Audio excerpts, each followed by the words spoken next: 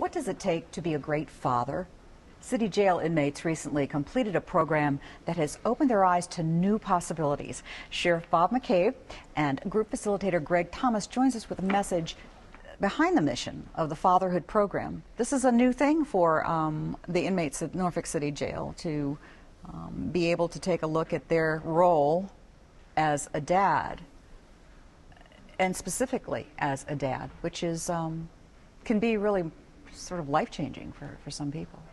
So tell us about the program. What brought this about? Yeah, well, you know, first of all, thank you for having Greg and I. Certainly, Jan. it's a pleasure. You know, one of the things, you know, all local jails are run by sheriffs, and they're elected, and they can run the jails anywhere, any way they see fit, and have programs, not have programs. And I've always been one, after being a policeman for so long and locking people up, you know, once you become sheriff, you see that there's a lot of folks that are in there that are not bad people. They've made bad choices, been in bad environments, and whenever you say that, half the room goes, well, if they weren't not bad, they wouldn't be in jail. Well, you know, all of these folks that we deal with, the ones that we really put our resources into, are coming back into our community relatively in a short time, less than a year, less than 6 months.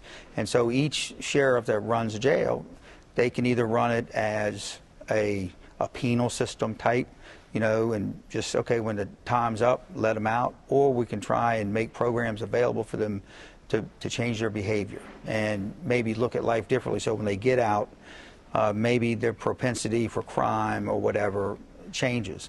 And to me, it's a crime prevention tool. And so this is the latest program, and I got to give Greg all the credit. And let's face it, we have a disproportionate number of men in jail, you know, African American men in jail around the country. 85% of our jail is African American male. And so for us, these folks are coming back out, and a lot of them have kids. And so we want them to become productive members of society, and they have to start with family first. And when this program was brought to me, I told, of course, he's already kind of displayed, you know, what he's all about. And I said, you know, go with it. We'll, you know, whatever we need to assist you. And just seeing what these folks are willing to do to step out of their comfort zone. They receive no incentives for volunteering for this program. It's only what personal satisfaction and redemption maybe they were trying to get out of it. And so with that, you know, I'll let Greg explain, and his personal attachment to the program on a daily basis that he has. Okay. And Greg, thank you. You as a co-facilitator for, I guess, these sessions, because it was groups a couple of times a week that these men got together. It was pretty intense, I would imagine, and probably initially met with not as much enthusiasm as it was once they went through their ceremonial completion of that. Initially it wasn't, had a lot of resistance. Everyone had their own opinion of what a father was or what a man was. And until my co-facilitator, Ben Waterson, and I were able to really show them that there's a difference between being a man and a father, and they started seeing that and grabbing hold of that, then I think things started to open up, and they were able to look further beyond just the fatherhood role of it, but being what a man is.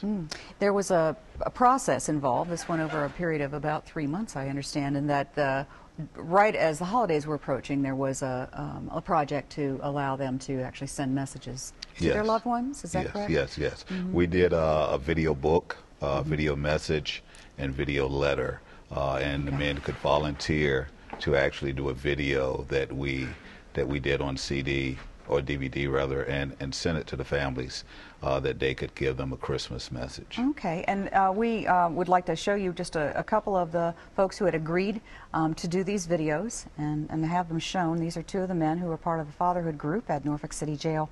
This is what these dads shared about their past and their future.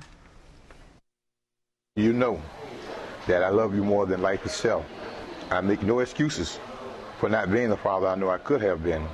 There are many reasons why I couldn't. All those reasons were my fault. My bad decision and choice making. When I should have been making decisions concerning your welfare, I was being selfish, thinking only of myself. Okay, I can't go back and at all and change and change all that has been done. But I can't start now where actually I've never stopped trying to be your father. I just didn't know how. This message is to my little people, my kids. I love y'all. No matter what the world might say about Daddy, you all were conceived in love. And to the death of me, you will always be loved. As you see me now. I'm broke down, I'm in jail. I put myself here. This is somewhere I don't want any of you to ever put yourselves. Make sure my grandchildren see this and know that they don't have to go through the dramas that I went through in the streets in order of you. And you don't need to be here.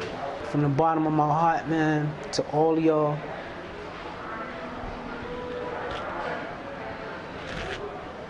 take it from me. I made these mistakes. Make our family better. Make me proud. Make yourself proud. Tell your mother when you see her how much you love her. Don't worry about Daddy. Daddy coming home one day, and when I get there, you have no tears for fear. I got you. Daddy's gonna be there. And that just gives you just a little sample of some of the folks that were there. We're talking about real people dealing with real life and real families, and they often don't get to see them. But part of this whole process was also giving them an opportunity to do something that has not been done in the city jail before, and that was to have families come into the jail. Yes, they actually got an opportunity. You know, the whole thing, Jan, is we want to have whatever the situation calls for. We want to have a program, whether it's spiritual, financial, you know, whatever, substance abuse, anger management. We want to make all these things available. The important thing to remember is they have to volunteer to participate in any program. They can't be forced to. So it's really nice to have, you know, staff members like Greg who, you know, are able to sometimes draw people into these programs that may not want to originally wanted to get into them. So, you know, a lot of these folks are coming back in the community. They're either going to come back in or come back out the way they were when they came in, or hopefully they've had some type of behavior modification. They're showing some pictures right now of an event that happened several evenings ago at the city jail. Families were allowed to come in and visit their loved ones, and these pictures can tell you a lot. There were a lot of happiness there and a lot of genuine smiles. Some tears, and a lot of little ones running around, which was particularly touching. And I had the privilege of attending, and it was really very moving and quite entertaining, because these guys each had to come up and speak, didn't they, at one point? And we had some real characters. Fun, entertaining people who were just glad to have moved into this different realm. Now, this is something that you have done really for the first time, and do you think that it has made a difference in the way they feel? Sure, I really do think it did. Going back to Friday night, one of the things for Friday was it was a reunification of the father and the child, because a lot of these men have been incarcerated for a period of time, and they've not had contact with their children. Upon their release, to come back into the home is almost foreign to them. So if they could just get a sampling of what the connection would be like, that would help them once they leave out. I think the program was a success. Looking forward to doing the next one. Good, and I think that the guys just hope that it continues too, which is quite an endorsement.